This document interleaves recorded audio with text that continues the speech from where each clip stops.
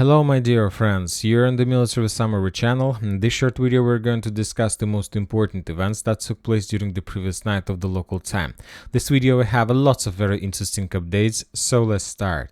During the previous night we received significant number of geolocations confirming the Russian progress on the direction. For example, on this video we can see a group of Russian soldiers who were moving from the north to the south, and the most important that we show no resistance from the Ukrainian forces. The Ukrainians are saying that the Russians are using mainly the small groups of up to 50 soldiers, and they're sending these groups wave by wave, and the Ukrainians are saying that this process is endless. It seems that the Russians have endless resources and endless reserves of the manpower.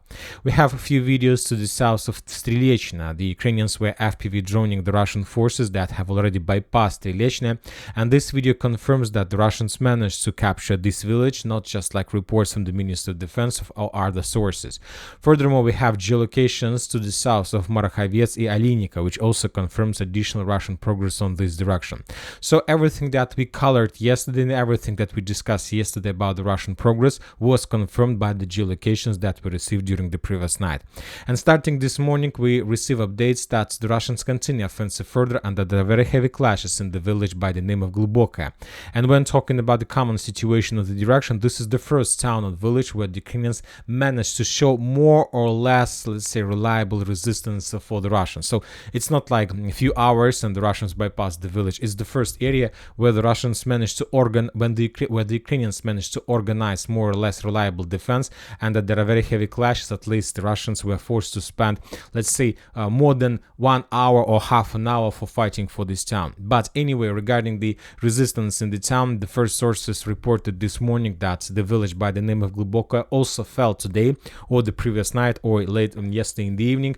And furthermore, we got this report from different sources. So according to information we have, this village was captured by the Russians. So for now we're keeping the gray zone. We need more details about the situation, but if this information confirms, then maybe this information will be confirmed by the Ministry of Defense or the official Telegram channel or the Group of Forces server north, then we will color and change the color of the area. But why the Ukrainians managed to show some resistance on the direction, and basically due to, let's say, natural barriers, because there is a water barrier, let's say, to the west of the village, and there is a water barrier to the north of the village and a little bit further to the east. So it's like very uncomfortable to attack the area. And don't forget about the stronghold that is located on the intersection of the road between Glubokaya and further to Lyptsi. So that's why it's, let's say, very good positions for protection, for defense. So that's why the Russians were forced to spend additional time to bypass the area. And the most important, if the Russians are able to bypass this area and to move further, then we can say that the battle for Lyptsi, the main Russian goal on this direction, at least at this stage of, let's say, buffer zone offensive operation, started. So this is the main Russian target, to capture Lyptsi. And if the Russians bypass Glubokaya, then the battle for the main goal on the direction starts. The Ukrainians considers to destroy the dam to the north of Lyptsi with the purpose to slow down the Russian movements, and most likely, if they lose Glubokaya, maybe today, and obviously this should happen today, the Ukrainians will destroy the dam, and then it will, of course, maybe slow down the Russians a little bit. But maybe the Russians have already prepared some operation, special operation, with the purpose to, let's say, prevent this let's say, action from the Ukrainian side.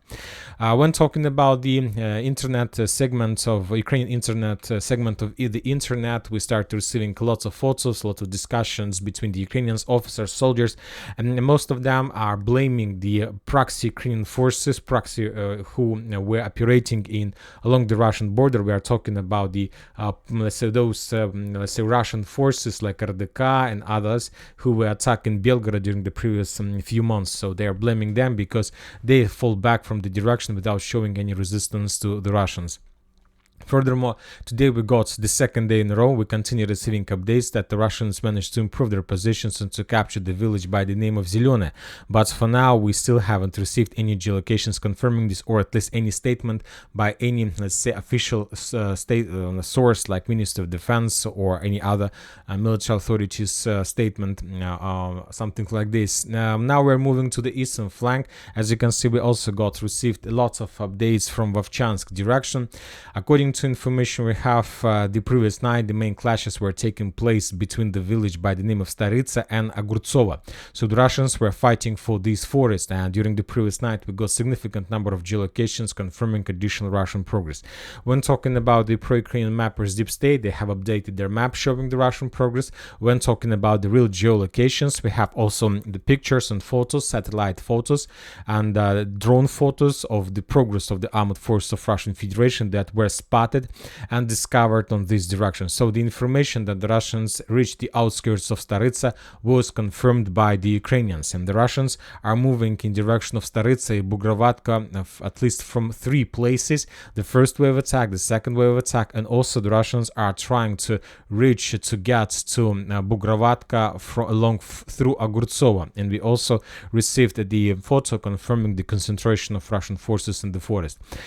So most likely the Russians today will start fighting for these 3 villages like Staritsa, Bugrovatka and Prilipka. And most likely, and according to the most let's say military experts, during the next let's say 24-48 hours, the Russians will be able to establish complete control over the territory. And this is very dangerous and critical for the Ukrainians, because if the Russians control this territory, Vovchansk would be most likely semi-encircled and the Ukrainians will be forced to start the withdrawing process. When talking about Vovchansk itself, we have lots of very interesting updates. According to information we have, the Russians captured the airfield. It's like a small farm airfield, very small one, nothing special, just small constructions. For now, we still haven't received any geolocations confirming this, but if we summarize, this approximately the Russian progress, and more sources reported that the Russians have already entered the first buildings and first streets of Vovchansk.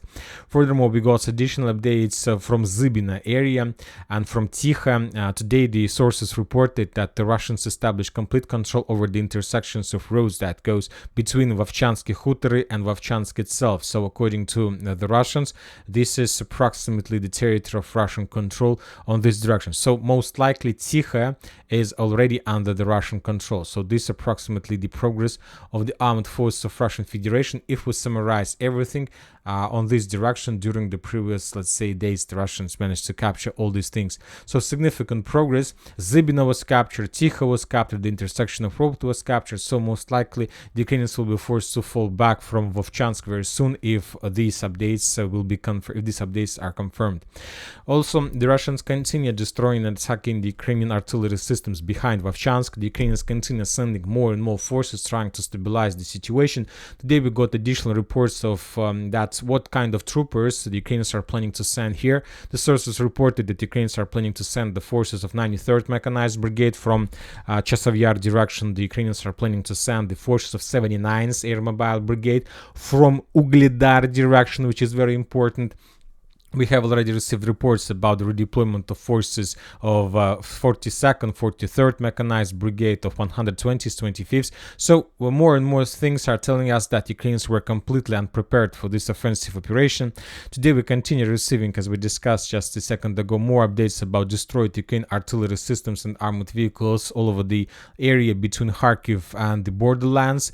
The Russians continue pummeling and hunting the Ukrainian forces. So everything goes very bad. Everything goes very bad from the Ukrainian side, and we see that they still haven't found a solution how to stabilize the situation. Furthermore, we got a report that Zelensky dismissed the head of Kharkiv direction military commander, and he replaced him by someone else due to the complete collapse of the defense belt. And the most important update, Zelensky ordered to redeploy the forces from Kherson direction, from this area to the north in direction of Kharkiv. And this is the reason why the Ukrainians start bombing and hunting the Russian forces along Kharkiv River.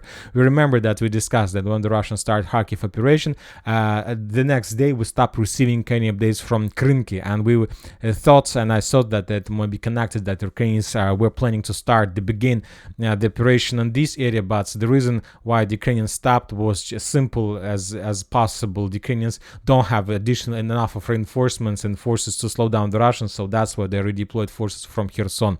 So now, as I understand, Kherson Kherson is completely empty, and if the Russians have additional concentration forces there, the Ukrainians would not be able to show any resistance, and the Russians would be able to cross Dnipro and to capture Kherson, Nikolaev, probably as the same easy way as they are doing right now in Kharkiv direction.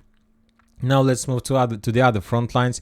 We continue receiving significant updates from different areas, and the most important updates are coming from Chasiv Yar. After very heavy clashes, fierce battles, the Russians managed to answer Chasiv Yar, the eastern part, and currently the main clashes are taking place for the northeastern part of the, let's say, of the eastern Chasiv Yar. We have geolocations confirming the Russian progress along the railways and inside of the residential area itself.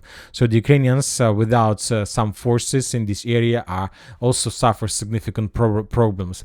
Furthermore, the Ukrainian deep state mappers updated their maps to the south of the eastern part of Chasiv Yar, and according to them, the Russians established complete control over this forest, and that means that they continue increasing the foothold on the southern part of Chasiv Yar, and now we see that the Russians have a very strong foothold, and they can start sending forces and to attack Chasiv Yar from this direction without showing any resistance from the Ukrainian side.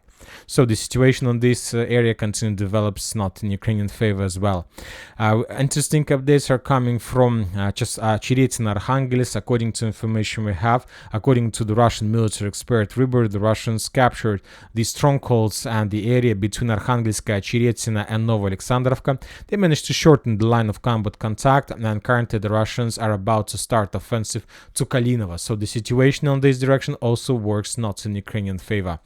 The most important updates are coming as well from the town by the name of Krasnogorovka. As you can see, we have adjusted the map. The pro-Ukrainian deep state map has already updated their map, showing that the Russians completely captured the territory, let's say, in the eastern part of Krasnogorovka. Not captured, but most likely the Ukrainians abandoned their positions due to risks of being encircled by the Russians. So this territory from now on is under complete Russian control. We are waiting for some geolocations, and as soon as we get them, we will adjust the map as well. Furthermore, the Russians managed to improve their positions to the north of the industrial zone and to capture the buildings and the territory between, let's say, the Ukrainian positions in the northern part and the Ogniuporny industrial zone as well. So this territory was captured by the Russians either. So now the Ukrainians control less than 50% or around 50%, but when talking about the valuable areas, they can control probably 1% of valuable areas, and this 1% is located in the northwest in these supply and support roads, because only control over this area allows the Ukrainians to, let's say, evacuate from Kharkiv with minimal losses. Furthermore, we got update that the Russians improved their positions in Georgievka. According to different mappers, we have additional progress of the armed forces of Russian Federation, and we see that the situation on this direction also develops not in Ukrainian favor. Additional reports were received from the area between Vladimirovka and Sokol. The fields were captured by the Russians, and another important update, because if we move back on map, we're gonna see that this area is under protection of the 72nd Mechanized Brigade and 79th Air Assault Brigade. And as I remember, we just discussed that some forces, some groups of 79th Air Mobile Brigade were redeployed to Kharkiv direction, which is also will lead to additional reduce of, let's say, defense possibilities of the Ukrainians on this direction. We haven't received anything from Urozhaine, Rabozhne, the same, nothing special. Kherson, as we discussed, according to Zelensky order, most of the forces from this direction were redeployed to the north in Kharkiv, and we can expect from this area also everything. The Russians may try to do anything they want. The sources report about continuous concentration of forces in Sumy, and some people are saying that most likely during the next week we're going to see the opening of the, let's say, another front line, but this time in Sumy direction. So the situation is critical for Ukraine. And Germany stated that there is no way Ukraine to NATO until the end of the special military operation. United Kingdom, as we discussed yesterday, announced the biggest military package to Ukraine. There are going to be 5 million rounds for short bullets, more than 1,600 missiles. And I reminded that Russians recently have stated that if Ukraine start using the United Kingdom's missiles on the territory of Russia, then Russia will start bombing the military objects of United Kingdom all over the world. So the conflict is going to escalate, obviously. And Poland asked NATO, and not like Romanian Poland, with the support of NATO, air defense could begin the shoot down air targets over the western Ukraine. So we see that Ukraine has significant problems, and we see not just that Ukraine has significant problems, we see that the western countries start panicking, and the statements of bringing down the Russian missiles in the western part of Ukraine is just a statement of complete collapse and understanding that the situation is so critical, so Ukraine is no longer available to protect itself in the future, and currently already is no longer able to do this. So today we're going to receive more updates, but once again, the most important probably are going to come from Kharkiv, Krasnogorovka, of course, and as I understand, this day is going to be very interesting. And that's it for the short video. Military Summary channel reminds we condemn any violence in the world. Thank you for watching, subscribe to my channel, put your likes to my Patreon, and have a good day. Bye bye.